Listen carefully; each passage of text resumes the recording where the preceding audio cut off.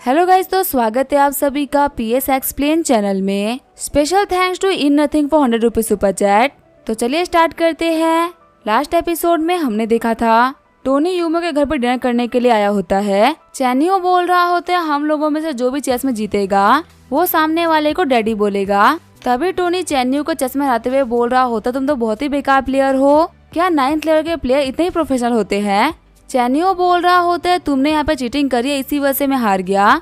फिर वो लगातार 50 गेम खेलते हैं और 50 गेम में चैनियो हारा होता है। टोनी बोल रहा होता है तुम एक 9th लेवल के नूब प्लेयर हो। चैनियो बोलता है ठीक है, मैं अपनी हार को एडमिट करता हूँ, मैं ये बात मान रहा हूँ कि मेरी स्किल्स तुम्हारे सामने कुछ भी नहीं है। साथ ही चैनियो सोच रहा होता है लड़के तूने मुझे गेम में हराया है, लेकिन अब तुम रियल लाइफ में नहीं बचने वाले। जब चैनियो वहाँ से जा रहा होता है तभी टोनी बोल रहा होता है फटाफट से झुको मुझे डैडी बोलो। चैनियो बोल रहा होता है फालतू बातें मत करो, मैं तुम्हें डैडी नहीं बोलने वाला। तभी टोनी अपने फोर्स का यूज करते उसको घुटनों पे लेके आ जाता है। शॉक्ड होते हुए पूरे यूमो की फैमिली सोच रही होती है आखिर टोनी ये क्या कर रहा है। यूमो सोच रही होती है कहीं मैं कोई सपना तो नहीं देख रही ना। जो जियांग चैन्युआन है वो जियांग फैमिली से बिलोंग करता है और ये कैपिटल की 8 से ज्यादा प्रेस्टिजियस फैमिली में से एक का यंग मास्टर है। ऐसे एक बंदे को टोनी इतनी गई तरीके से बेइज्जत कर रहा है, कहीं टोनी पागल तो नहीं हो गया ना। ये बंदा बहुत ही पावरफुल है, इसकी वजह से टोनी को भी दिक्कत आ सकती है। यूमो की मॉम बोल रही होती है लड़के आखिर तुम ये क्या कर रहे हो, क्या तुम्हें पता भी है कि तुम जिसको घुटनों पे लेके आए हो वो है कौन। इसको अभी के अभी छोड़ दो वरना तुम्हारे लिए बिल्कुल भी सही रहेगा। टोनी बोल रहा होता है मेरी इससे कोई भी दुश्मनी नहीं है और इसको बुली करने का मुझे कोई शौक भी नहीं है, लेकिन अगर इस बंदे ने कुछ कहा है तो इसको फुलफिल करना ही पड़ेगा। मुझे वो लोग बिल्कुल भी पसंद नहीं है जो कि अपनी बातों से पीछे हटते हैं। अंकल चू तेंगे आपने खुद सुना था कि इसने क्या बोला था, अगर मैं यहाँ पे हार गया होता तो क्या ये मुझे ऐसे जाने देता। एडल्ट होने के बाद में हमें अपने वर्ड्स की जिम्मेदारी लेनी पड़ती है, फालतू हम ऐसा कुछ भी नहीं बोल सकते। चैनियो बोल रहा होता है कमीने में कभी सही तरीके से बिहेव कर रहा हूँ तो तू मेरे ऊपर चढ़ रहा है, क्या तुझे पता भी है कि मैं कौन हूँ। लगता है तेरे को सबक सिखाना ही पड़ेगा। मैं तुझे बोल रहा हूँ कि मुझे अभी के अभी छोड़ दे वरना तुझे अपने इन एक्शंस के ऊपर काफी रिग्रेट करना होगा। यूमो की मॉम बोल रही होती है आखिर तुम ये क्या कर रहे हो, आखिर तुम हमारे घर पे इतना फर्स्ट क्रिएट कर रहे हो। यंगर मैं तुमसे बोल रही हूँ कि यहाँ पे तुम्हारे गुस्से की वजह से सब कुछ बर्बाद हो सकता है, तो प्लीज तुम खुद को शांत करो। क्या तुम्हारे अंदर बिल्कुल भी मैनर्स नहीं है, तुम किसी के भी घर पे जाने के बाद में ऐसे बिहेव करते हो। अगर मुझे पहले पता होता ना तो मैं तुम्हें कभी भी यहाँ पे इन्वाइट नहीं करती। पता नहीं मेरे हस्बैंड ने तुम्हें यहाँ पे इन्वाइट ही क्यों करा है। चू थैंक यू बोल रहे होते हैं टोनी प्लीज शांत हो जाओ, कम से कम तुम मेरी इज्जत रखते हुए चैनियो को छोड़ दो और फाइट करने में तो किसी का भी फायदा नहीं है। ये तो बस एक छोटा मोटा सा चेस का गेम था, आखिर तुम इसकी वजह से इतना क्यों दिक्कत खड़ी कर रहे हो। टोनी बोल रहा होता है अंकल जो आपके सामने ही सही बातें हुई थी, लेकिन सब कुछ जानने के बाद भी आप इस बंदे की साइड ले रहे हैं। ऊपर से आपकी वाइफ तो कब से मुझे बुरा भला बोले जा रही है। मैं कोई राह चलता बंदा नहीं हूँ जिसकी कोई बेइज्जती कर दे। अगर मुझे पहले पता होता कि आप लोग मुझे अपने घर पे बुला के ऐसे करोगे तो मैं कभी आपके घर पे नहीं आता। अगर आप मेरा वेलकम नहीं कर रहे हो ना तो मैं कभी भी अपने लाइफ में अपने घर पे कदम नहीं रखूंगा। जाते हुए टोनी सोच रहा होता है कि कोई इंसान पार्शियल है, इसका मतलब उसको मेरी एबिलिटी का भरोसा नहीं है, और जहाँ आपकी रिस्पेक्ट नहीं वहाँ पे रुकने का कोई मतलब नहीं है। इससे कोई फर्क नहीं पड़ता कि वो बंदा कितना ही बड़ा बिग शॉट क्यों ना हो या फिर कितना ही बड़ा अमीर क्यों ना हो, मैंने अपनी पावर खुद से कमाई है। मुझे कोई जरूरत नहीं ऐसे लोगों के एटीट्यूड को सहने की। जब मैं कुछ नहीं था तब की बात अलग थी, पर आज जबकि मैं टोनी स्टार्क हूँ तब मुझे किसी के सामने भी झुकने की कोई भी जरूरत नहीं है। फिर टोनी वहाँ पे गेट को बंद करते वहाँ से निकल जाता है। यूमो की मॉम बोल रही होती है यूमो आखिर तुमने कैसे दोस्त बना रखे हैं, क्या इस बंदे को पता भी है कि इसने यहाँ पे कैसे बिहेव करा है। ऐसे 2 करोड़ के लोगों के साथ तुम दोस्ती कैसे कर सकती हो। लग रहा है तुम्हारे डैड का भी दिमाग खराब हो चुका है जो कि उन्होंने इस बंदे को घर में बुला लिया। मेरे को उस लड़की के ऊपर अभी तक गुस्सा आ रहा है। चिल्लाते हुए यूमा बोल रही होती है डैड आखिर आप इतने अनफेयर कैसे हो सकते हो। आप सभी लोग टोनी को ब्लेम तो कर रहे हो, लेकिन आखिर उसकी गलती क्या है। आपने टोनी को बोला था गेम खेलने के लिए और टोनी सोचा गेम खेलने के लिए आ ही रहा था, लेकिन बीच में चैन्यू कूदा, उसने बैट लगाई और बैट हारने के बाद में वो बैट को फुलफिल नहीं कर रहा था। लेकिन आप लोगों ने पार्शियल बिहेव करते हुए टोनी को भला बुरा बोला। डैड मुझे आपसे कम से कम इस चीज की उम्मीद नहीं थी। यूमो की मॉम बोल रही होती है अपना मुंह बंद कर लो, कहीं यूमो तुम पागल तो नहीं हो गई ना। आज तो तुमने कभी अपने डैड के किसी भी डिसीजन को क्वेश्चन नहीं करा था, पर सिर्फ और सिर्फ एक लड़के के लिए तुम इनके डिसीजन के ऊपर क्वेश्चन कर रही हो।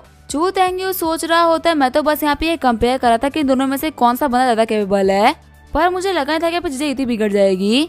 मैं तो बस ये सोच रहा हूँ कि शायद सिटी में किसी के अंदर इतना हिम्मत होगा कि वो मेरे मुंह पे गेट बंद करके चला जाए, लेकिन एक 20-22 साल का बंदा जो कि मेरी बेटी से भी छोटा है वो अचानक से सिटी में अपीयर हुआ और उसने अपना इतना बड़ा एम्पायर बना लिया। मेरे घर पे आने के बावजूद भी उसको किसी भी चीज का डर नहीं था। उसने बिना कुछ सोचे समझे मुझे और जियांग फैमिली को एक झटके में ऑफेंड कर दिया। क्या इतना कॉन्फिडेंट नॉर्मल से अमीर बंदे में हो सकता है क्या? नहीं, ये बिल्कुल ही पॉसिबल नहीं है। इतना कॉन्फिडेंस नॉर्मल से अमीर बंदे में तो हो ही नहीं सकता। लगता है टोनी स्टार्क के बारे में वो अफवाह सच थी। सच में वो द हिडन स्टार्क फैमिली से बिलोंग करता है, जो कि तकरीबन 100 साल से किसी के भी सामने नहीं आई थी। और लगता है फ्यूचर में टोनी स्टार्क की स्टार्क फैमिली का हेड बनने वाला है। अगर Tony Stark hidden Stark family से है तब तो चेन्नई यहाँ पे नहीं बचने वाला। वैसे मैं चेन्नई को देखते हुए बोल सकता हूँ कि अभी काफी ज्यादा गुस्से में है और लाइफ में पहली बार से वो अपने घुटनों पे आना पड़ा है। इसी वजह से सब कुछ ऐसे नहीं आने देगा। ये टोनी के साथ में एंड तक फाइट करने वाला है। चलो कम से कम मेरे को पता चल जाएगा कि आखिर टोनी स्टार्क है कितना पावरफुल, क्योंकि कैपिटल के सबसे स्ट्रॉन्ग फैमिली से फाइट करना तो टोनी के लिए भी आसान नहीं होगा। वही चेन्नई सोच रहा होता है टोनी स्टार्क, तुम्हारी इन हरकतों के लिए मैं तुम्हें रिलेट करा के रहूंगा। जब टोनी जा रहा होता तभी उसके फोन के ऊपर कॉल आता है। यूमो बोल रही होती है, टोनी आखिर तुम्हें क्या करके गए हो? इतना फर्स्ट गेट करने के बाद में तुम गेट को सबके मुंह में बंद करके चले गए। तुम्हारी वजह से मेरे मॉम डैड काफी ऑकवर्ड पोजीशन में फंस गए थे और तुम्हें समझना चाहिए था ना कि तुम्हारे सामने वाला बंदा जियांग फैमिली से है। टोनी बोल रहा होता आखिर से क्या ही फर्क पड़ता है कि वो जियांग फैमिली से या किस फैमिली से है। वो जियांग फैमिली का कमीना बंदा मुझे कब से बुली कर रहा था। जब मैं गेट पे आया तो उसने मेरे मुंह के ऊपर गेट बंद कर दिया और मेरे अंदर आने के बाद बिना किसी बात के उसने मुझसे बैठ लगाया। लेकिन तुम्हारे डैड और तुम्हारी रिस्पेक्ट रखते हुए मैंने कुछ भी नहीं बोला। लेकिन लगता है कि तुम्हारी नजरों में सिर्फ और सिर्फ उस जियांग फैमिली के बंदे की वैल्यू है, मेरी तो कोई वैल्यू है ही नहीं। तो फिर ठीक है, तुम्हें इसकी वैल्यू करनी है तो मुझसे के साथ में रहो। आखिर तुम्हें मुझसे बात करने की क्या ही जरूरत है? यूमो बोल रही होती है, टोनी मेरे वो कहने का मतलब नहीं था। तुम जो वो गलत डायरेक्शन में लेके जा रहे हो। जो जियांग चेन्नई उसका फैमिली बैकग्राउंड बहुत ही बड़ा है। तुम्हें नहीं पता कि उसकी फैमिली कितनी बड़ी और कितनी स्ट्रॉन्ग है। तुमने उसको मेरे घर पे ऑफेंड किया है तो वो पक्का तुमसे बदलेगा। और अगर तुम्हें जियांग फैमिली टारगेट करेगी ना तो पक्का तुम्हें काफी सारे लॉसेस होंगे। मैं और डैड तो बस यहाँ पे ट्राई कर रहे थे कि तुम उससे किसी फाइट में ना फंस जाओ, लेकिन तुमने एंड में तो वही काम कर दिया। टोनी बोल रहा होता है, तुम बोल रहे हो कि मुझे लॉसेस होंगे। मैं देखता हूँ कि वो कमीना में क्या ही बिगाड़ लेता है। मैं तुम्हें प्रॉमिस करता हूँ कि जियांग फैमिली डिस्ट्रॉय हो जाएगी, लेकिन टोनी स्टार्क का नाम डिस्ट्रॉय नहीं होगा। यूमो बोल रही होती है, टोनी मुझे पता है कि तुम काफी ज्यादा प्राउड नेचर के इंसान हो और तुम्हें कॉन्सिक्वेंसेस से कोई फर्क नहीं पड़ता। लेकिन अगर तुम्हारी कंपनी बैंकरप्ट हो जाती है तो आखिर तुम्हारे एम्प्लॉयज का क्या होगा? तुम्हारे अंडर में कम से कम 10,000 एम्प्लॉयज काम करते हैं। हर एक इंडस्ट्री में तुमने पैसे इन्वेस्ट कर रखे हैं। तुम एक अकेले इंसान नहीं हो। तुम्हारे बर्बाद होने का मतलब है हजारों लोगों की लाइफ खराब हो जाना। इसी वजह से मैं तुम्हें बोल रही हूँ कि जाकर जियांग चेन्नई से सॉरी बोल दो। एक माफी से तुम्हारा तो कुछ भी नहीं बिगड़ेगा, लेकिन तुम काफी सारे लोगों की जिंदगी बचा पाओगे। टोनी चिल्लाते हुए बोल रहा होता है, क्या तुम बोल रहे हो कि मैं माफी मांगू? मैं बैंकरप्ट होना पसंद करूंगा, लेकिन मैं उस कमीने को सॉरी नहीं बोलूंगा। ये बोलते हुए टोनी फोन काट देता है।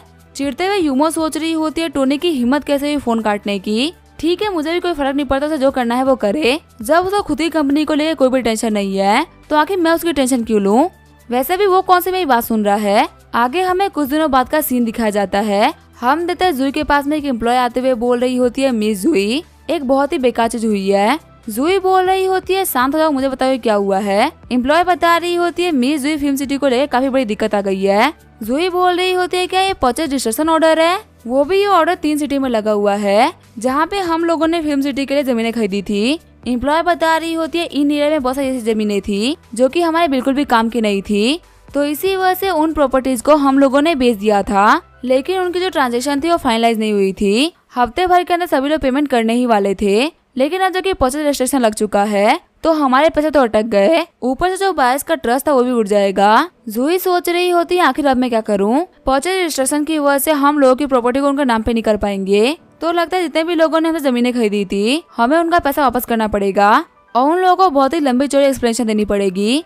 अगर हम उनका पैसा वापस नहीं करते हैं तो हमें पब्लिक की तरफ से काफी सारे बैकलैश को झेलना पड़ेगा। पैसा वापस करना जरूरी तो है, लेकिन पैसा वापस करने की वजह से हमारे फाइनेंसेस काफी ज्यादा कमजोर पड़ जाएंगे और जो फिल्म सिटी का काम है वो रुक जाएगा। जूही बोल रही होती है, जियाओली तुम शांत हो जाओ, जो लोन डिपार्टमेंट है उनको बोलो कि वो बैंक से कांटेक्ट करे। हमें लगता है फिल्म सिटी को लेके लोन लेने ही पड़ेंगे। वैसे भी हम लोगों ने फिल्म सिटी के अंदर बहुत सारा काम करवा दिया है, ऐसे में तो कोई भी बैंक हम लोग को बहुत ही कम इंटरेस्ट पे लोन दे देगी। उनको बोलो कि वो जल्द से जल्द हमें लोन दिलवाए। जियाओली बोल रही होती है, ठीक है मिस जूही, मैं अभी के अभी जाके लोन डिपार्टमेंट से बात करती हूँ।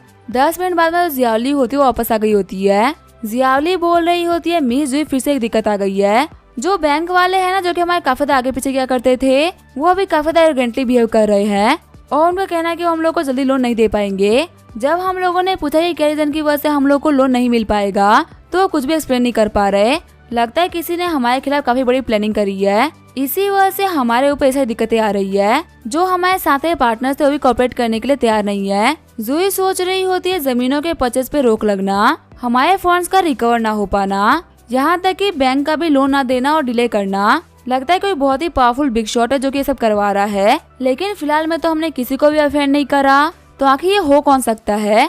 चलो इसे क्या ही फर्क पड़ता है, हमारे पास अब एक ही चारा बचता है और वो है मेरे ऑलमाइटी बॉस को कॉन्टेक्ट करना। वो पक्का से प्रॉब्लम को सॉल्व कर ही देंगे। कॉल करते हुए जूही बोल रही होती है, बॉस मैं सेक्रेटरी जूही बात कर रही हूँ, हमारी कंपनी में एक बहुत ही बड़ी दिक्कत आ गई है। नूडल्स खाते हुए टोनी बोल रहा होता है, अच्छा पैसों की दिक्कत आई है, जो हमारे फंड से वो रिकॉर्ड नहीं हो पा रहे।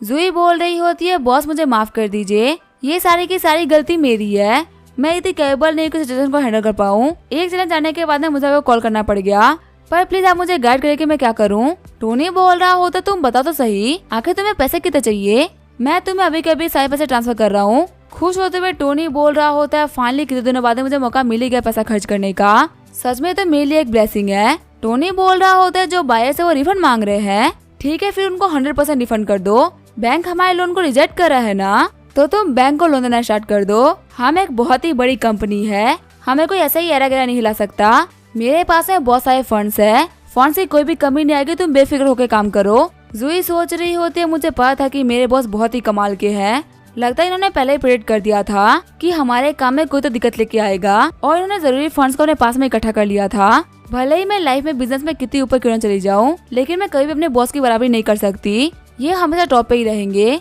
जूही बोल रही होती है, लेकिन बॉस हम लोगों ने तकरीबन 30 बिलियन की प्रॉपर्टी को बेचा था, और अगर हमें सभी को कंपनसेट करना पड़ा तो हमें 30 बिलियन तो वापस करने पड़ेंगे ना। टोनी बोल रहा होता है, जूही मेरी बात सुनो, लोगों का भरोसा हमारे ऊपर होना जरूरी है। जो ये परचेज रेस्ट्रिक्शंस है वो आज नहीं तो कल खत्म हो ही जाएगा, और प्रॉपर्टी को बेच के हम फिर से पैसा कमा सकते हैं। 30 बिलियन तो कुछ भी नहीं है, हम फिर से कमा लेंगे, बस इन लोगों का भरोसा हमारे ऊपर ऐसे ही रहना चाहिए।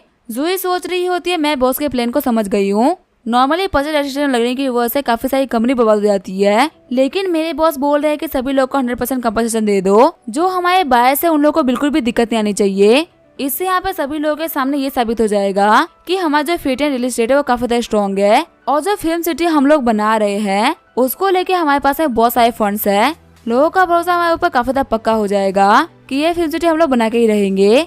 जब हम मुश्किल वक्त में नहीं हिलेंगे ना, तो लोग हमारा लोहा मानेंगे, और ये परचेज रेस्ट्रिक्शन हमारी सबसे बड़ी ढाल बनेगी। जो मार्केट जितना रेस्ट्रिक्टेड होता है वहाँ की प्राइस उतनी ज्यादा होती है। लगता है हम लोगों ने जो ये 30 बिलियन की प्रॉपर्टी बेची थी वो अब 300 बिलियन की होने वाली है, और ये सारी चीजें बॉस ने ऑलरेडी प्लान कर ली थी, इसी वजह से इनके पास में फंड्स अवेलेबल थे। जूही बोल रही होती है, बॉस मैं आपके स्ट्रेटेजी को समझ गई हूँ, सच में आप एक बहुत ही बड़े जीनियस है, आप बिल्कुल भी टेंशन मत लीजिए, मैंने सब कुछ समझ लिया है कि आखिर आप क्या क्या करना चाहते हैं। मैं आपके दिए हुए ऑर्डर्स को अभी कभी जारी कर रही हूँ, मैं आपको प्रॉमिस करती हूँ कंपनी में कोई भी दिक्कत नहीं आएगी। टोनी सोच रहा होता है, क्या प्लान, आखिर कौन से प्लान के बारे में बात कर रही है, कहीं ऐसा तो नहीं ना कि जूही को मेरे इंटेंशन समझ में आ गए हो और वो पैसा खर्च करने में मेरी हेल्प कर रही है। अगर ऐसा हो जाए ना जूही, तो सच में तुम काफी ज्यादा कमाल की हो। तभी जूही के फोन पे नोटिफिकेशन आती है कि आपके अकाउंट में $200 बिलियन ट्रांसफर कर दिए गए हैं। शॉक्ड होते हुए जूही बोल रही होती है, क्या बॉस ने 200 बिलियन ट्रांसफर कर दिए, सच में मेरे बॉस तो मेरी उम्मीद से भी बड़े जीनियस है, उन्होंने एडवांस में इतना बड़ा अमाउंट रख रखा था। उनको देख के हमेशा ऐसा लगता है कि वो एक केयरफ्री इंसान है जो कि हमेशा खाने पीने में ध्यान रखते हैं, लेकिन रियलिटी में वो एक बहुत ही बड़े जीनियस है जो कि हमेशा वक्त से आगे ही सोचते रहते हैं। हम देखते हैं जूही की अफेक्शन 1 पॉइंट से बढ़ गई होती है और उसकी करंट अफेक्शन होती है 99 पॉइंट्स। जूही की अफेक्शन बढ़ने की वजह से टोनी के 10 स्ट्राइकिंग पॉइंट बढ़ गए होते हैं। सीन चेंज होता है, सेंगा का सीन दिखाया जाता है। ली जियामू बोल रहा होता है, क्या 3 सिटी के वो 50 रेस्ट्रिक्शन रख चुके हैं, पर अचानक से यहाँ पे रेस्ट्रिक्शन लगे क्यों, क्या यहाँ पे कोई दिक्कत हुई है। ली जियामू सोच रहा होता है, ये मेरा प्लान था कि मैं टोनी स्टार्क के हर एक इंडस्ट्री को टारगेट करूंगा, मैं उसके हर एक प्रोजेक्ट को काफी खतरनाक डेथ में डालूंगा और फिर मैं सारे बैंक से बोलूंगा कि अपना पैसा वापस मांग लो। अभी तो जो मेरा प्लान था वो सक्सेसफुल होना स्टार्ट ही हुआ था। मैंने अपने बहुत सारे बायर्स को भेजा था जो कि फेटियन रियल एस्टेट से बहुत सारी जमीनें खरीद रहे थे, जिसकी वजह से धीरे धीरे फेटियन रियल एस्टेट कर्जे में डूब भी रही थी। लेकिन पता नहीं कहां से परचेज रजिस्ट्रेशन लग गया और अब जो मेरे पूरे प्लान थे वो खराब हो चुके हैं। फेटियन रियल एस्टेट से मेरे बंधुओं से वो सिर्फ 30 बिलियन की प्रॉपर्टी खरीदी है, जिससे वो कमीना टोनी स्टार्क तो बहुत आराम से रिफंड कर देगा और अब उसी कंपनी के ऊपर 1 पैसे का लोन भी नहीं है। कहता नहीं कि उस टोनी स्टार्क ने पहले ही नोटिस कर लिया होगा और इसी वजह से उसने खुद ही यहाँ पे पर्सनल रजिस्ट्रेशन लगा दिया ताकि कोई भी बंदा जमीन ना खरीद सके और उसी कंपनी में कोई भी डेथ ना लिए जाए। सच में ये कि मेरा टोनी वर्क से काफी आगे चलता है। इसने मेरा बनाया हुआ मास्टर प्लान भी फ्लॉप कर दिया। फिर जियामो सेक्रेटरी से बोल रहा होता है एक मीटिंग अरेंज करवाओ, जितने फाइनेंशियल लोग हैं जो कि हमारे साथ में कोऑपरेट कर रहे हैं उन सभी को बुलाओ और गवर्नमेंट को प्रेशराइज करो कि इन तीनों जगह से 50 रेस्ट्रिक्शंस को हटा दिया जाए। अगर ऐसा नहीं हुआ तो हमारे प्लान फ्लॉप हो जाएंगे। सेक्रेटरी बोल रही होती है ठीक है यंग मास्टर, मैं समझ गई कि आखिर मुझे क्या करना है। अब इससे क्या होगा वो हम देखेंगे नेक्स्ट एपिसोड में। तब तक के लिए वीडियो देखने के लिए थैंक यू।